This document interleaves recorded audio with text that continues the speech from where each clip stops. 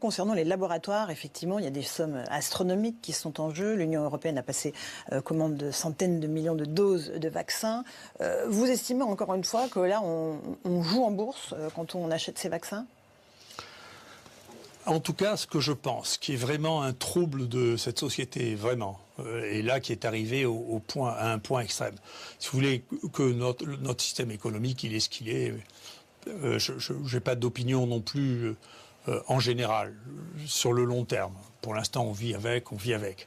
Mais quand on manie des sommes de cette nature-là, les garde-fous à prendre sont beaucoup plus importants que ce qu'ils le sont actuellement. Actuellement, il n'y a pas de garde-fous.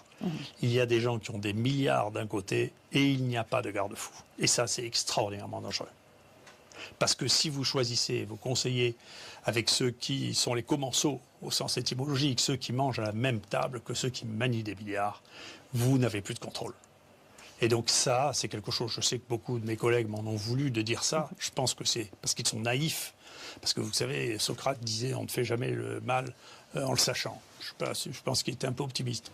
Mais en tout cas, pour beaucoup de gens, il n'y a pas de mal à être copain et à manger et à être subventionné et à aller en congrès invité par quelqu'un qui ensuite vend des médicaments pour lequel vous l'avez être conseillé, d'un ministre, d'un conseil scientifique. Cette notion-là, qui est très très très claire aux États-Unis, par exemple, dans lequel les gens déclarent leur conflit d'intérêts, mais quand ils déclarent leur conflit d'intérêts, du coup, ils ne peuvent pas faire partie d'une agence gouvernementale quand ils ont des conflits d'intérêts. Chez nous, moi je le vois bien, il y a beaucoup de gens qui ont des conflits d'intérêts majeurs dans ce pays, qui ne les déclarent même pas dans les journaux. Nous, de temps en temps, quand ils méritent un peu, on les a obligés à rectifier, à refaire mettre dans le journal, attendez, j'ai des conflits d'intérêts, parce que les Français ne mettaient pas leurs conflits d'intérêts.